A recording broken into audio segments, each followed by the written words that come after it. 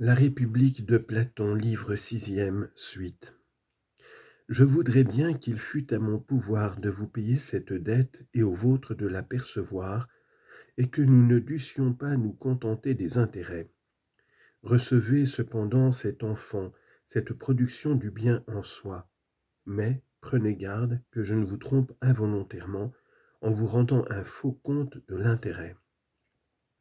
Nous y prendrons garde autant que nous le pourrons, répliqua-t-il. Parle seulement. Je le ferai, mais après m'être mis d'accord avec vous, en vous rappelant ce qui a été dit plus haut, et en plusieurs autres rencontres. Quoi demanda-t-il. Nous disons, répondis-je, qu'il y a de multiples choses belles, de multiples choses bonnes, etc., et nous les distinguons dans le discours. Nous le disons en effet. Et nous appelons beau en soi, bien en soi, et ainsi de suite, l'être réel de chacune des choses que nous posions d'abord comme multiples, mais que nous rangeons ensuite sous leur idée propre, postulant l'unité de cette dernière. C'est cela. Et nous disons que les unes sont perçues par la vue et non par la pensée, mais que les idées sont pensées et ne sont pas vues. Parfaitement. Or, par quelle partie de nous-mêmes percevons-nous les choses visibles? Par la vue. Ainsi nous saisissons les sons par l'ouïe et par les autres sens toutes les choses sensibles, n'est-ce pas? Sans doute. Mais as-tu remarqué combien l'ouvrier de nos sens s'est mis en frais pour façonner la faculté de voir et d'être vu? Pas précisément. Eh bien, considère-le de la façon suivante.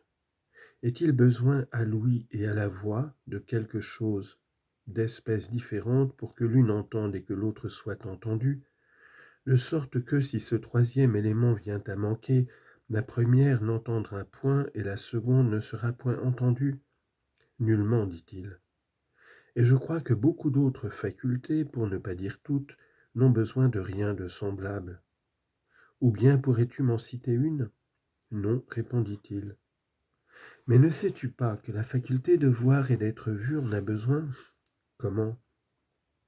En admettant que les yeux soient doués de la faculté de voir, que celui qui possède cette faculté s'efforce de s'en servir, et que les objets auxquels il l'applique soient colorés, s'il n'intervient pas un troisième élément destiné précisément à cette fin, tu sais que la vue ne percevra rien et que les couleurs seront invisibles.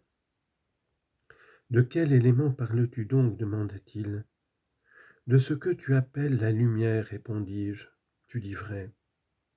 Ainsi le sens de la vue et la faculté d'être vu sont unis par un lien incomparablement plus précieux que celui qui forme les autres unions, si toutefois la lumière n'est point méprisable. Mais certes, il s'en faut de beaucoup qu'elle soit méprisable. Quel est donc de tous les dieux du ciel celui que tu peux désigner comme le maître de ceux-ci, celui dont la lumière permet à nos yeux de voir de la meilleure façon possible et aux objets visibles d'être vus? Celui-là même que tu désignerais ainsi que tout le monde, car c'est le soleil évidemment que tu me demandes de nommer.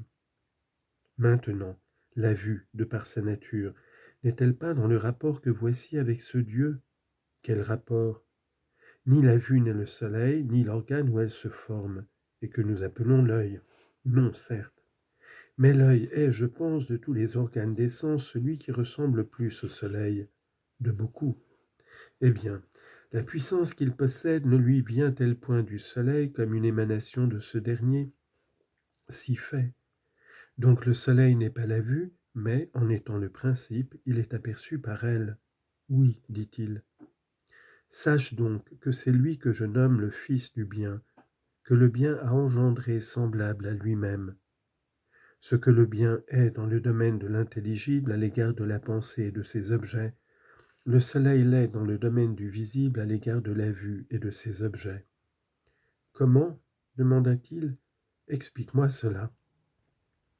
Tu sais, répondis-je, que les yeux, lorsqu'on les tourne vers des objets dont les couleurs ne sont plus éclairées par la lumière du jour, mais par la lueur des astres nocturnes, perdent leur acuité et semblent presque aveugles, comme s'ils n'étaient point doués de vue nette. Je le sais fort bien. Mais lorsqu'on les tourne vers des objets qui illuminent le soleil, ils voient distinctement et montrent qu'ils sont doués de vue nette, sans doute. Conçois donc qu'il en est de même à l'égard de l'âme. Quand elle fixe ses regards sur ce que la vérité et l'être illuminent, elle le comprend, le connaît et montre qu'elle est douée d'intelligence. Mais quand elle les porte sur ce qui est mêlé d'obscurité, sur ce qui naît et périt, sa vue s'émousse, elle n'a plus que des opinions, passe sans cesse de l'une à l'autre et semble dépourvue d'intelligence. Elle en semble dépourvue en effet. Avoue donc que ce qui répand la lumière de la vérité sur les objets de la connaissance et confère au sujet qui connaît le pouvoir de connaître, c'est l'idée du bien, puisqu'elle est le principe de la science et de la vérité. Tu peux la concevoir comme objet de connaissance. Mais si belles que soient ces deux choses, la science et la vérité, tu ne te tromperas point en pensant que l'idée du bien en est distincte et les surpasse en beauté.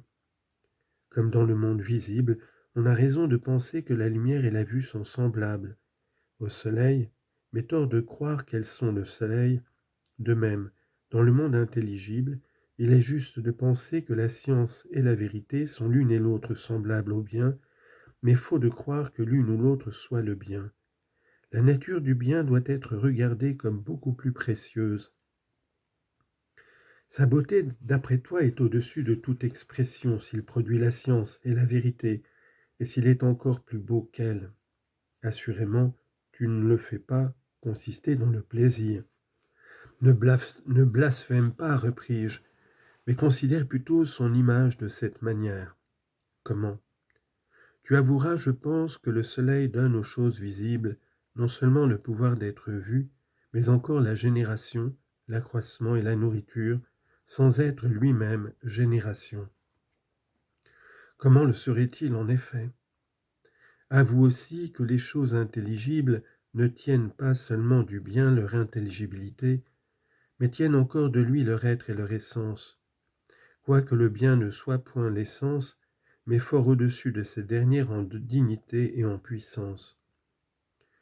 Alors Glaucon s'écria de façon comique. Par Apollon, voilà une merveilleuse supériorité. C'est ta faute aussi. Pourquoi m'obliger à dire ma pensée sur ce sujet? Ne t'arrête pas là, reprit-il, mais achève ta comparaison avec le soleil, s'il te reste encore quelque chose à dire. Mais certes, il m'en reste encore un grand nombre. Nommez donc pas la moindre chose. Je pense que j'en omettrai beaucoup. Cependant, tout ce que je pourrais dire en ce moment, je ne le mettrai pas de propos délibérés. C'est cela. Conçois donc, comme nous disons, qu'ils sont deux rois, dont l'un règne sur le genre et le domaine de l'intelligible, et l'autre du visible. Je ne dis pas du ciel, de peur que tu ne crois que je joue sur les mots.